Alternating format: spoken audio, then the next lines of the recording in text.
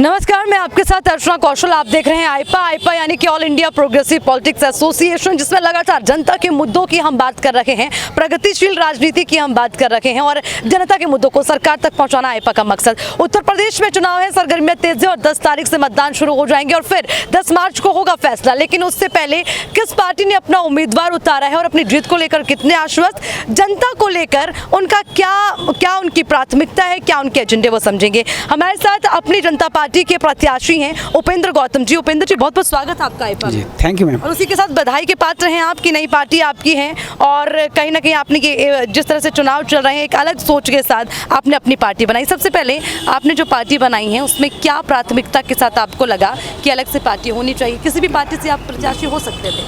हमने अलग पार्टी इसलिए बनाई है कि इस देश के अंदर 75 वर्षों से पार्टियां तो बहुत चल रही हैं, लेकिन आपने देखा होगा जो मजलूम, गरीब, पीड़ित आदमी है उसके हक अधिकारों की बात कोई नहीं करता। जैसे कि आप देख रहे हैं कि इस देश के अंदर शिक्षा गरीबों के हाथ से छीनती जा रही है, रोजगार वो गरीबों के हाथ से छीनता जा रहा है, हर चीज़ें बेकी जा रही हैं। आप महिला को देख लीजिए, वो अपने आप को सुरक्षित महसूस नहीं कर रही है। यानी कि ये सबसे ज़्यादा जो अत्याचार हो रहे हैं इस देश के अंदर, वो किन लोगों के साथ हो रहे हैं? जो गरीब है, शोषित है, पीड़ित है, उन्हीं के साथ हो रहे हैं। कहने को तो बहुत लोगों ने, जितनी राजनीतिक पार्टियां आई हैं, किसी ने कहा हम गरीबी मिटा देंगे, लेकिन क्या आज तक इस देश से गरीबी मिटी? नहीं मिटी। किसी ने कहा छुआछूत मिटा देंगे, क्या आज तक देखा आपने छुआछूत मिटी?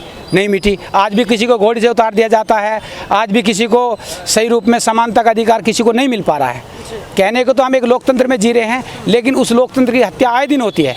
तो इसी सोच को लेकर जो इस देश का गरीब है, शोषित है, पीड़ित है, यानी कि 90% लोग इस देश में ऐसे हैं जो गरीब, पीड़ित और शोषित हैं, उन्हीं के हक अधिकार की आवाज़ उठाने के लिए हम लोग मैदान में आए हैं। चलिए, बहुत अच्छी बात है उपेंद्र जी। मैं आपसे ये भी समझना चाहूँगी कि आपके लिए बहुत बड़ी चुनौती होगी, क्योंकि उत्तर प्रदेश एक बहुत बड़ा राज्य है और यहाँ पे ऑलरेडी जो है बहुत सारी बड़ी बड़ी पार्टियाँ हैं जिनका कुनबा बहुत मजबूत है। उनके आगे क्या कितनी बड़ी चुनौती देखते हैं?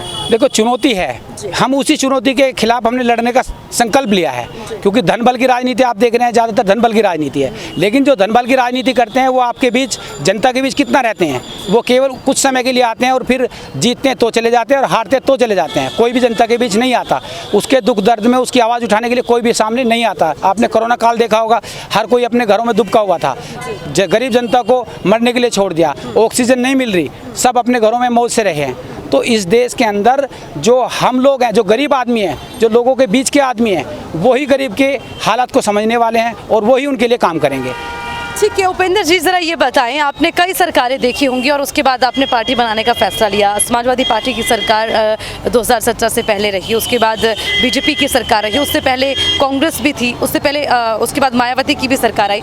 अच्छा, इन सब सरकारों के कामों से आप संतुष्ट नहीं? आपको लगा हो कि कोई तो सरकार है जो बेहतर कार्य कर रही है? हाँ, देखो, कारण क्या है, आपने समाजवादी की सरकार भी देखी है। समाजवादी की सरकार में रोज़ आए दिन बहन बेटियों के साथ बदतमीजियाँ होती थी, क्राइम चरम पे था। उसके बाद आपने मायावती जी की सरकार भी देखी है, उसमें कुछ क्राइम पे कंट्रोल था, लेकिन वो जो मायावती जी का मूवमेंट जो चला था, माननीय काशीराम साहब लेकर चले थे, बहुजनों के हित के लिए लेकर चले थे, वो कहीं भटक गया है। जब भटक जाता है कोई चीज़ें, तो उसके लिए कहीं ना कहीं किसी समाज को, हमारे बहुजन समाज से ये आवाज़ है कि एक नया मूवमेंट खड़ा होना चाहिए। उसी के लिए हम लोग अपनी जनता पार्टी के रूप में उन लोगों के सामने एक विकल्प के रूप में आए हैं, क्योंकि कभी भी जब भी कोई बात होती थी तो ये कहते थे भाई हमारे पास विकल्प क्या है। तो आज एक विकल्प बनकर हम लोग उनके बीच आए हैं। हम जनता से ये आश्वासन देना चाहते हैं कि आने वाले समय में आपके हर सुख दुख में आपके अपनी जनता पार्टी के सभी भाई हर जगह खड़े मिलेंगे। अच्छा उपेंद्र जी, आप लोगों के बीच गए, उनकी समस्याओं को सुना? जी। क्या क्या समस्याएं लोगों की? पिछले करीब 10 सालों से हम एक सामाजिक संगठन के माध्यम से लोगों के दुख दर्द में उनके काम कर रहे थे। हम लोगों ने देखा जहाँ एक जंगल राज भी कायम होता है, आपने ये रजापुर गांव पड़ता है, वहाँ से 3 लोगों की हत्या हुई थी। उन लोगों के पास में कोई भी पार्टी लेकर राशन तलक या कोई भी सुरक्षा लेकर, कोई भी चीज़ लेकर उनके पास नहीं गई।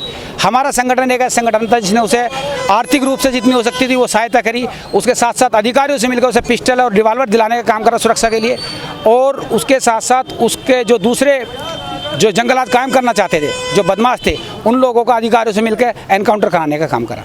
तो ये सारे लोगों की समस्याएं हैं। चलिए थोड़ा सा धरातल पे और जाएंगे, क्योंकि विधानसभा की हम बात कर रहे हैं। हालांकि पूरे उत्तर प्रदेश की जो स्थिति है उसको लेकर भी बात करना जरूरी, लेकिन धरातल पर अगर देखिए छोटी छोटी मूलभूत सुविधाएं, जैसे कि जो है किसानों के लिए सिंचाई की समस्या, बिजली की समस्या, महिलाओं के लिए शौचालय की समस्या, सड़कों की बात, देखिए जाम कितना लगता है, ऐसी बहुत सारी समस्याएं। आपको क्या लोगों से क्या आपको जानकारी मिल पाई है कि इसमें कुछ बदलाव हुआ? लोग तो यही कह रहे हैं कि आजकल आप देख रहे हैं कि पैसे की केवल बर्बादी दिखाई जा रही है। पैसे को जिस जनता के सदुपयोग में लगाना चाहिए वो नहीं लग रहा है कहीं ना कहीं। जब भी तो इसलिए आप देखेंगे चारों तरफ जाम है, चारों तरफ जो आज हमारी शिक्षा व्यवस्था है वो बिल्कुल ध्वस्त हो चुकी है।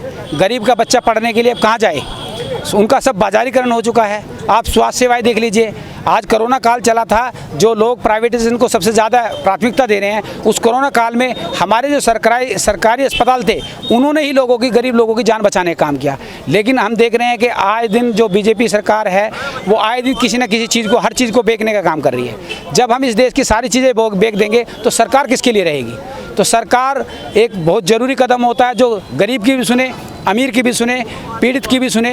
तो सबके लिए एक सरकार का इंस्टीट्यूशन में सारी ऑर्गेनाइजेशन होना बहुत ज़रूरी है। इसके लिए हम संघर्षरत हैं। ठीक है उपेंद्र जी, मेरा आखिरी सवाल आपसे, जब कोई भी पार्टी का प्रत्याशी या पार्टी का नेता जब ज़मीनी स्तर पर उतरता है तो उनके कुछ कहते हैं ना, जैसे मैनिफेस्टो रेडी करती है सरकार, वैसे उनकी भी अपनी कुछ प्राथमिकताएं होती हैं। ज़रा कुछ 2-3 मुद्दे मुझे ऐसे बताएं जो आप प्राथमिक रूप पे चाहते हैं कि अगर आपको सरकार मौका देती है तो सबसे पहले आप उन मुद्दों। हमारा सबसे पहले 3 मुद्दे हैं। नंबर 1 तो शिक्षा।